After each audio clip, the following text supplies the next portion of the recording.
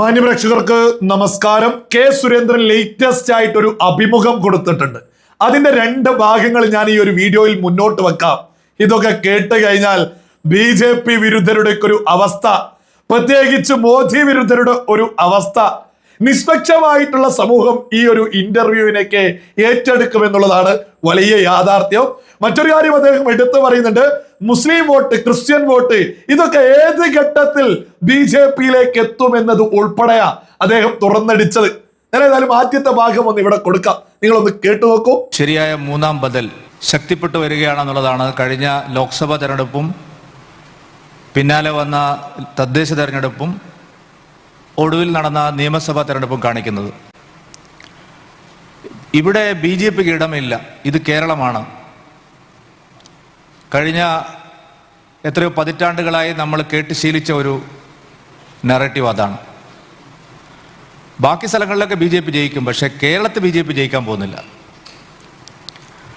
അത് ശരിയല്ല എന്ന് കഴിഞ്ഞ ഒരു 10 വർഷത്തെ അനുഭവം നമ്മളെ ഓർമ്മിപ്പിക്കുകയാണ്. കേരളത്തിലും സാധ്യമാണ്. BJPക്ക് കേരളത്തിലും അധികാരത്തിൽ വരാൻ കഴിയും. തൃശ്ശൂർ ലോക്സഭാ സീറ്റിൽ BJP വലിയ ഭൂരിപക്ഷത്തിൽ ജയിച്ചെങ്കിൽ തലസ്ഥാന നഗരസഭ ട്രിവാൻഡ്രം കോർപ്പറേഷനിൽ BJPക്ക് അധികാരത്തിൽ വരാൻ കഴിഞ്ഞെങ്കിൽ, ശക്തമായ 2 മുന്നണികളോട് ഏറ്റുമുട്ടി 3 മണ്ഡലങ്ങളിൽ BJPക്ക് ജയിക്കാൻ കഴിഞ്ഞെങ്കിൽ അടുത്ത ദശാബ്ദം ഒരു സംശയവുമില്ല ബംഗാളിനെ പോലെ ത്രിപുരയെ പോലെ കേരളം മാറുമെന്നുള്ള കാര്യത്തിൽ ഞങ്ങൾക്ക് മാത്രമല്ല രാഷ്ട്രീയ എതിരാളികൾക്കും ഇപ്പോൾ സംശയം ഉണ്ടാവില്ല. 2016 ബംഗാൾ നിയമസഭാ തെരഞ്ഞെടുപ്പിൽ കേവലം 3 സീറ്റുകൾ മാത്രമാണ് BJPക്ക് കിട്ടിയത്. 10 വർഷം മുമ്പ് ത്രിപുരയിലെ വോട്ടിംഗ് പെർസെൻറ്റേജ് BJPയുടേത് വെറും 1.5%.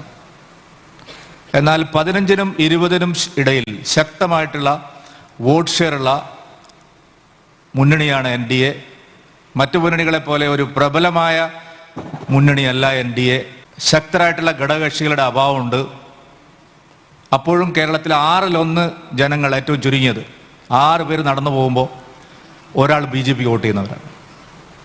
തിരുവനന്തപുരത്തേക്ക് എത്തുമ്പോൾ അത് 4 പേര് നടന്നു പോകുമ്പോൾ ഒരാൾ BJPക്കാരനാണ്. അപ്പോൾ ഇത് ഒരു ചെറിയ കാര്യമല്ല. 15% നിന്ന് അല്ലെങ്കിൽ 20% നിന്ന് 35-40% വോട്ടിലേക്ക് എത്തുക എന്നുള്ളത് അസാധ്യമായിട്ടുള്ളൊരു കാര്യമല്ല.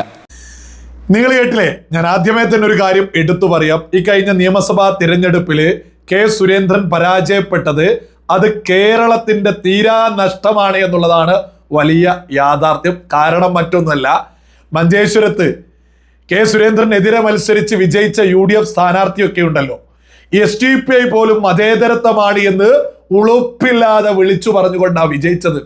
അത് കേരളത്തിന്റെ മതേതര മനസ്സിലേറ്റ കരണത്തടിയാണ് എന്നുള്ളതാണ് വലിയ യാഥാർത്ഥ്യം. UDF സ്ഥാനാർത്ഥി വിജയിച്ചത് വിവേകമുള്ള മലയാളിക്ക് അതങ്ങ് ഉൾക്കൊള്ളാൻ സാധിക്കില്ല. എത്രത്തോളം പച്ച അർഹത വിളിച്ചു പറഞ്ഞതാണ്. അതായത് SDPI ഒക്കെ ഈ പറഞ്ഞ മതേതര സർട്ടിഫിക്കറ്റ് ഒക്കെ കൊടുത്ത് വിജയിക്കുന്നതിൽ നല്ലത് UDF സ്ഥാനാർത്ഥി ആയിക്കൊള്ളട്ടെ, LDF സ്ഥാനാർത്ഥി ആയിക്കൊള്ളട്ടെ, പരാജയപ്പെടുന്നതല്ലായിരുന്നു നല്ലത്. ഇതൊക്കെ മലയാളികൾ ചിന്തിക്കേണ്ടതാ. കെ സുരേന്ദ്രൻ അവിടെ പരാജയപ്പെട്ടത് കേരളത്തിന്റെ മതേതര മനസ്സിലേറ്റ കരണത്തടിയാണ് എന്നുള്ളത് വിവേകമുള്ള സകല മലയാളികളും ഇതിനോടകം തന്നെ മനസ്സിലാക്കി കഴിഞ്ഞു. പിന്നെ അദ്ദേഹം ഈ അഭിമുഖത്തിൽ പറഞ്ഞ ഓരോ ഭാഗങ്ങളും എത്ര സുന്ദരമായിട്ടാണ് കേരള രാഷ്ട്രീയത്തെ അദ്ദേഹം വിലയിരുത്തി മുന്നോട്ട് വെച്ചിട്ടുള്ളത്. ഇതൊക്കെ എങ്ങനെയാണ് മോദി വിരുദ്ധര് സഹിക്കുക എന്നുള്ളതാ തീരെ മനസ്സിലാക്കാൻ സാധിക്കാത്തത്. അദ്ദേഹം എടുത്തു പറയുന്നുണ്ട്. അതായത് 6 പേർ ഇന്ന് കേരളത്തിൽ നടന്നു പോവുകയാണെങ്കിൽ അതിൽ ഒരാൾ BJPക്ക് വോട്ട് ചെയ്യുന്നവരാണ്. തിരുവനന്തപുരത്ത് 4 പേരിൽ ഒരാൾ നടന്നു പോകും. അതായത് 4 പേരിൽ ഒരാൾ BJPക്ക് വോട്ട് ചെയ്യുന്നവരാണ്. ഇത് വളരെ വലിയ, അതായത് കേരളത്തിൽ BJP വളരുന്നതിന്റെ കൃത്യമായ ഒരു ഉദാഹരണ. 4 പേര് തിരുവനന്തപുരത്ത് നടന്നു പോവുകയാണെങ്കിൽ ഒരാള് BJPക്ക് വോട്ട് ചെയ്യും എന്ന് പറയുമ്പോൾ അതിന്ന് മലയാളികൾക്ക് മനസ്സിലാക്കാൻ സാധിക്കുന്നില്ലേ? കാരണം എന്താ? അവിടെ നഗരസഭ പിടിച്ചു, അവിടെ നിരവധി, അതായത് MLA മാർ വിജയിച്ചു വരുന്നു. ആ ഒരു മാറ്റം കൃത്യമായിട്ട് അവിടെ റിസൾട്ട് ആയിട്ടുണ്ട്. അതായത് കേരളത്തിന്റെ രാഷ്ട്രീയം മാറിക്കൊണ്ടിരിക്കുക, ഒരു തർക്കമില്ല. കേരളം BJPക്ക് കിട്ടില്ല, ഇത് കേരളമാണ് എന്നൊക്കെ തള്ളിമറിക്കുന്ന ആളുകളൊക്കെ ഇപ്പൊ അടങ്ങിയിട്ടുണ്ട്, പത്തി മടങ്ങിയിട്ടുണ്ട്. ഇതൊക്കെ വലിയ മാറ്റം വരുന്നു എന്നുള്ളത് BJP വിരുദ്ധ ചേരികൾ പോലും ഇന്ന് കേരളത്തിൽ അംഗീകരിക്കപ്പെട്ടു എന്നുള്ളതൊരു യാഥാർത്ഥ്യമാണ്. അസമിൽ വിജയിച്ചു, അതേപോലെ തന്നെ ബംഗാളിൽ വിജയിച്ചു, ത്രിപുരയിൽ വിജയിച്ചു. കേരളത്തെക്കാൾ അപ്പുറം എന്ന് പറഞ്ഞ് നടന്ന സ്ഥലങ്ങളാണ്. ഇനി ന്യൂനപക്ഷ വോട്ട്, മൈനോറിറ്റി വോട്ട് എങ്ങനെ BJPയിലേക്ക് എത്തും എന്നുള്ളത് അദ്ദേഹം പറയുന്നത് കേട്ടു. ശരിയാണ്, ഞങ്ങളുടെ മുമ്പിൽ ഒരു വലിയ ഹാർഡിലുണ്ട്. ഏതാണ്ട് 50% വരുന്ന മൈനോറിറ്റി പോപ്പുലേഷനിലേക്ക് പ്രതീക്ഷിച്ച പോലെ ഞങ്ങൾ കടന്നു വരാൻ കഴിഞ്ഞിട്ടില്ല. അത്ര വലിയ പ്രതീക്ഷ അക്കാര്യത്തിൽ ഞങ്ങൾക്ക് ഉണ്ടായിരുന്നില്ല. കാരണം BJP സ്വന്തം നിലയിൽ ശക്തിപ്പെടുമ്പോഴാണ് മതന്യൂനപക്ഷ വിഭാഗങ്ങളുടെ പിന്തുണ ഞങ്ങൾക്ക് കിട്ടാൻ പോകുന്നത്. അല്ലാതെ ആദ്യമേ തന്നെ മതന്യൂനപക്ഷങ്ങൾക്ക് പിന്തുണ ഞങ്ങൾക്ക് കിട്ടില്ല.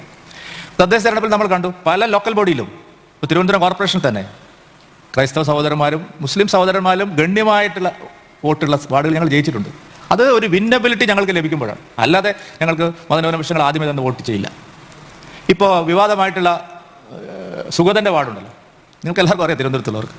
ആ സുഗതൻ്റെ വാർഡിൽ മുസ്ലിം പോപ്പുലേഷൻ എത്ര ഉണ്ടെന്ന് നിങ്ങൾ നോക്കിയാൽ, ആ ബൂത്തുകളിൽ ഞങ്ങൾ ജയിച്ചത് നിങ്ങൾ നോക്കിയാൽ മൈനോറിറ്റി വോട്ട് ഞങ്ങൾക്ക് കിട്ടും.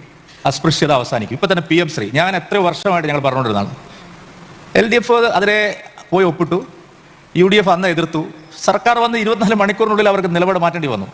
അപ്പോൾ കേരളത്തിൽ ഒരു വ്യാജ നെറേറ്റീവാണ് നടക്കുന്നത്. BJP ഒരു ആന്റി മുസ്ലിം പാർട്ടിയാണ്, അല്ലെങ്കിൽ ഒരു ആന്റി മൈനോറിറ്റി പാർട്ടിയാണെന്നുള്ള വലിയ പ്രചാരവേല നടക്കുകയാണ്. ഇപ്പോൾ തന്നെ FCRA ഫയലുകൾ നോക്കിയാൽ ഏറ്റവും കൂടുതൽ ഫയലുകൾ FCRA ഫയലുകൾ പരിശോധനയ്ക്ക് വിധേയമായത് ഹിന്ദു സംഘടനകളുടേതാണ്. നമ്മളിവിടെ എന്താണ് പ്രചരിപ്പിക്കുന്നത്? ക്രിസ്ത്യൻ മതന്യൂനപക്ഷങ്ങളുടെ ഫോറിൻ ഫണ്ട് തടയാൻ വേണ്ടി മോദി സർക്കാർ കൊണ്ടുവന്നു. 2010 കോൺഗ്രസ് ഗവൺമെന്റ് കൊണ്ടുവന്ന ആ നയത്തിൽ ഒരു മാറ്റവും ഞങ്ങൾ വരുത്തിയിട്ടില്ല. ഏറ്റവും കൂടുതൽ ഫയലുകൾ FCRA ഫയലുകൾ പരിശോധനയ്ക്ക് വിധേയമാക്കുന്നത് ഈ രാജ്യത്ത് ഹിന്ദുക്കളായിട്ടുള്ള ആളുകളുടെ ട്രസ്റ്റുകളിലാണ്. വളരെ വളരെ നോമിനലാണ് ക്രിസ്ത്യൻ മുസ്ലിം സംഘടനകളുടെ ട്രസ്റ്റുകൾ പരിശോധിക്കും. രണ്ട് കാര്യങ്ങൾ വളരെ താല്പര്യമുണ്ട്. ഒന്ന്, ദേശസുരക്ഷയെ ബാധിക്കുന്ന കാര്യത്തിലാവുമ്പോൾ പരിശോധന വേണ്ടി വരും. പക്ഷേ ഇവിടെ എന്താണ് നെറേറ്റീവ്? ഇവിടെ PM ശ്രീ കൊടുത്ത നെറേറ്റീവ് എന്തായിരുന്നു? ഗോമൂത്രം കുടിപ്പിക്കല്ലേ, കാവ്യവൽക്കരിക്കല്ലേ. ഏതോ ഒരു UP-യിലെ ഒരു പ്രൊഫസർ ഗോമൂത്രം നല്ലതാണെന്ന് പറഞ്ഞപ്പോൾ അത് CBSE പഠിപ്പിക്കുന്നതാണ് ഇവർ പറഞ്ഞത്. ഇതൊക്കെ വ്യാജ പ്രചരണങ്ങളാണ്. മൈനോറിറ്റി അത് മനസ്സിലാക്കും. അടുത്ത 2 ഇലക്ഷൻ മാറ്റർ ഓഫ് ടൈം. ഇത് 36 വരുമോ അല്ലെങ്കിൽ 31 വരുമോ എന്നുള്ള മാത്രമേ സംശയം ഞങ്ങൾക്ക്. മൈനോറിറ്റിയുടെ പിന്തുണയും ഞങ്ങൾ കിട്ടും. ഞങ്ങളെ ശരിക്കും ജനങ്ങൾ വിലയിരുത്താൻ തുടങ്ങി. നിങ്ങൾ കേട്ടില്ലേ? വളരെ വ്യക്തമാണ്. അതായത് നമ്മുടെ കേരളത്തിലെ പ്രമുഖ മാധ്യമങ്ങൾ ഉൾപ്പെടെ UDF, LDF ഇവർ ഒരു ടീമായി നിന്ന് എല്ലാ കഥകളും നിരന്തരം BJPക്കെതിരെ പടച്ചു വിട്ടുകൊണ്ടിരിക്കുക. ഇതിപ്പോ മലയാളികൾ കൃത്യമായിട്ട് മനസ്സിലാക്കി തുടങ്ങിക്കഴിഞ്ഞ്. ഏറ്റവും ലേറ്റസ്റ്റ് ഒരു ഉദാഹരണം ഞാനൊന്ന് എടുത്ത് മുന്നോട്ട് വെക്കാം. അതായത് തിരുവനന്തപുരം കോർപ്പറേഷനിലെ ഹരിത കർമ്മസേനയുടെ യൂണിഫോം മാറ്റി എന്ന് പറഞ്ഞ് വാർത്ത. യഥാർത്ഥത്തിൽ യൂണിഫോം മാറി എന്നതിലപ്പുറം അതിനൊരു പ്രാധാന്യം പോലില്ല.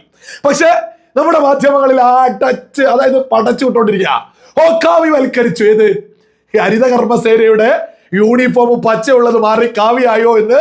അത് കാവ്യവൽക്കരിച്ചു എന്നാ പറയുന്നത്. ഓറഞ്ച് കളർ ആക്കിയതിനെ കാവ്യവൽക്കരിച്ചു.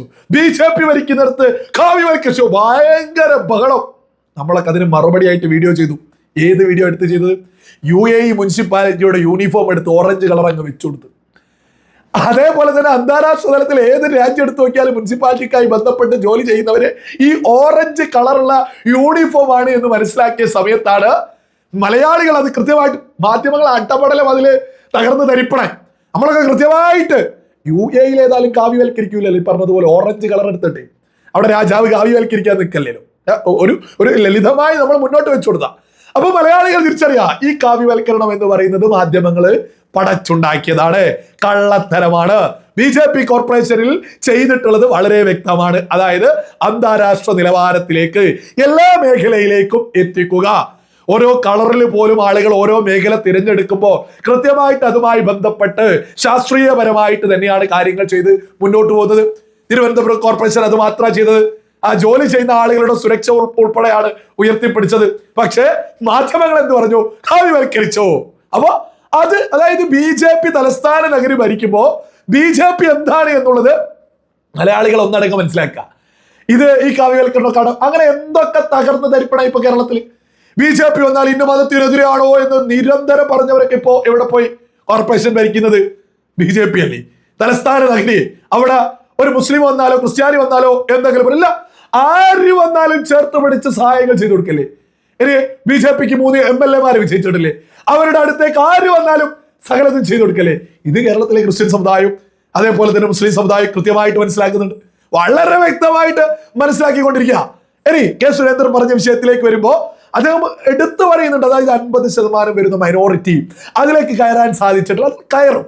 കാരണം ഒരു വലിയ വിജയ സാധ്യതയിലേക്ക് BJP എത്തുമ്പോൾ സ്വാഭാവികമായിട്ട് മുസ്ലിം വോട്ടുകൾ, ക്രിസ്ത്യൻ വോട്ടുകൾ വലിയ രീതിയിലേക്ക് വരും. PM ശ്രീയുമായി ബന്ധപ്പെട്ട് UDF എന്തൊക്കെയായിരുന്നു വിളിച്ചു പറഞ്ഞത്, എന്തൊക്കെ വിളിച്ചു പറഞ്ഞു. അവർ അധികാരത്തിലേക്ക് എത്തിയപ്പോൾ അത് അവർ സ്വീകരിച്ചില്ലേ.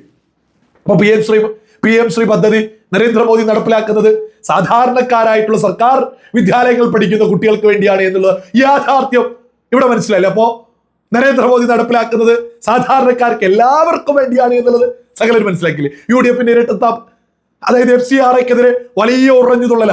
FCRA എന്താണ്, ആർക്കാണ് ബാധിച്ചത് എന്ന് കൃത്യമായിട്ട് കെ സുരേന്ദ്രൻ എടുത്തു പറയുന്നത് കേട്ടില്ലേ. രാജ്യസുരക്ഷ BJP ഉയർത്തിപ്പിടിക്കുന്ന രാജ്യസുരക്ഷ, രാജ്യത്തിനെതിരെ ആര് നിന്നാലും അവർക്കെതിരെ നിൽക്കും. അത് BJPയുടെ നിലപാടാണ്. അത് ഈ രാജ്യത്തെ സ്നേഹിക്കുന്ന ഏതൊരാൾക്കും ആ നിലപാട് എടുക്കാവുന്നതേ ഉള്ളൂ. ചുമരുണ്ടെങ്കിലല്ലേ ചിത്രം വരയ്ക്കാൻ സാധിക്കും, നമുക്ക് രാജ്യം ഉണ്ടെങ്കിലല്ലേ മറ്റെന്തും ഉള്ളൂ എന്നുള്ളതല്ലേ വളരെ വലിയ യാഥാർത്ഥ്യം. അതായത് ഒരു വിജയ സാധ്യതയിലേക്ക് BJP എത്തുമ്പോ വളരെ വ്യക്തമായിട്ട് ന്യൂനപക്ഷ വോട്ടുകൾ കിട്ടും. ഒരു ജയസാധ്യത വരുമ്പോ കൃത്യമല്ലേ. ഈ പറഞ്ഞ സുഗതന്റെ വാർഡ് പറഞ്ഞു, അവിടെ മുസ്ലിം വോട്ടുണ്ട് വലിയ രീതിയിൽ, ക്രിസ്ത്യൻ വോട്ടുണ്ട്, കിട്ടിയില്ലേ, വോട്ട് വന്നില്ലേ, സുഗതൻ വിജയിച്ചില്ലേ, തിരുവനന്തപുരം കോർപ്പറേഷൻ ഭരിക്കൽ തുടങ്ങിയില്ലേ. ഇത് കേരളത്തിൽ ഉടനീളം ഉണ്ടാവും. എന്തിനേറെ പറയുന്നത്, തൃണമൂൽ കോൺഗ്രസ് ഒക്കെ മമത നാളെ പ്രധാനമന്ത്രിയാവും എന്ന് പോലും ഇവിടെ പ്രചരണമായിരുന്നു. ആഠപടലം ഒടിഞ്ഞുവിടൽ എന്തുകൊണ്ടാ? ജനങ്ങൾക്കെതിരെ തൃണമൂൽ കോൺഗ്രസ് ഒക്കെ കൃത്യമായിട്ട് അത് ജനം മനസ്സിലാക്കി. അവിടെ ന്യൂനപക്ഷ വോട്ടില് BJP വോട്ടുകൾ 208 സീറ്റാ, 1-2 സീറ്റല്ല 208ലേക്ക് വോട്ട് ചെയ്തില്ലേ. ത്രിപുര വോട്ട് ചെയ്തില്ലേ, ആസാമിൽ വോട്ട് ചെയ്തു, ന്യൂനപക്ഷ വോട്ടില്ലേ. ജനങ്ങൾക്കൊപ്പം ആര് നിൽക്കുന്നു?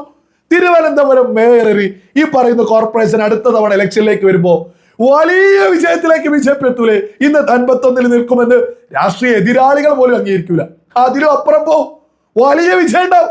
അതായത് BJP എന്താണ് എന്നുള്ളൊരു ചിത്രം കേരളത്തിലെ പൊതുസമൂഹത്തിൽ വന്നു കഴിഞ്ഞു. പ്രത്യേകിച്ച് മുസ്ലിം സമൂഹത്തിൽ, ഈ ക്രിസ്ത്യൻസ്, ഇതൊക്കെ നമ്മളോട് നേരിട്ട് സംസാരിക്കുന്ന ഒരുപാട് ആളുകളുണ്ട്. ഈ കമന്റ് ഇട്ടുന്ന കുറെ സുഡാപ്പികൾ ഉണ്ടല്ലോ, എന്തൊക്കെയോ മോദിക്കെതിരെയും കെ സുരേന്ദ്രൻ എന്തെങ്കിലും പറയുമ്പോൾ കെ സുരേന്ദ്രനെതിരെയും ചാടി തുള്ളുന്ന ആളുകളുണ്ടല്ലോ. അവരൊന്നുമല്ല ഇവിടുത്തെ സമുദായം എന്ന് പറയുന്നത്. അവിടെ കുറച്ച് ആളുകളാ, അവരെയൊക്കെ പുച്ഛിച്ച് തള്ളും. ഇവിടെ വലിയൊരു സമൂഹം, മുസ്ലിം സമൂഹവും ക്രിസ്ത്യൻ സമൂഹമൊക്കെ തന്നെ BJPക്ക് വോട്ട് ചെയ്യുകയും ചെയ്യും. ഇന്നല്ലേ നാളെ BJP കേരളം എനിക്ക് ഒരു തർക്കല് വേണ്ട. 2031 തന്നെ വലിയ രാഷ്ട്രീയ മാറ്റം ഉണ്ടാകാൻ പോവാ. കാരണം സ്വാതന്ത്ര്യം കിട്ടിയ കാലം മുതൽ ഇവിടെ ഇടതും വലതും കട്ടുപിടിക്കുക, അങ്ങോട്ടും ഇങ്ങോട്ടും ടീമായിട്ട്. അത് ഇത്തവണത്തെ ഈ തിരഞ്ഞെടുപ്പ് റിസൾട്ട് ഒക്കെ ആയി ബന്ധപ്പെട്ട് കൃത്യമായിട്ട് മലയാളികൾ തിരിച്ചറിഞ്ഞുകൊണ്ടിരിക്കുക. ഒരു തർക്കവും വേണ്ട കേട്ടോ. ഇനി വരുന്ന തിരഞ്ഞെടുപ്പോട് കൂടിയിട്ട് BJP കേരളത്തിൽ അധികാരത്തിലേക്ക് എത്താൻ പോവാ. കൃത്യമായ ഒരു നിരീക്ഷണം തന്നെയാണ് കെ സുരേന്ദ്രൻ എടുത്ത് ഉയർത്തിയിട്ടുള്ളത്. ഒരു തർക്കവും വേണ്ട, BJP കേരളം ഭരിക്കുക തന്നെ ചെയ്യും. ഇതൊക്കെ ഈ യാഥാർത്ഥ്യങ്ങളൊക്കെ പറയുന്നതിന് എന്നെ എന്തെങ്കിലും പറഞ്ഞിട്ട് യാതൊരു കാര്യമില്ല. കേരളത്തിൽ ഇനി നടക്കാൻ പോകുന്ന കാര്യങ്ങളാണ് ഞാൻ വ്യക്തമായിട്ട് മുന്നോട്ട് വെച്ചത്.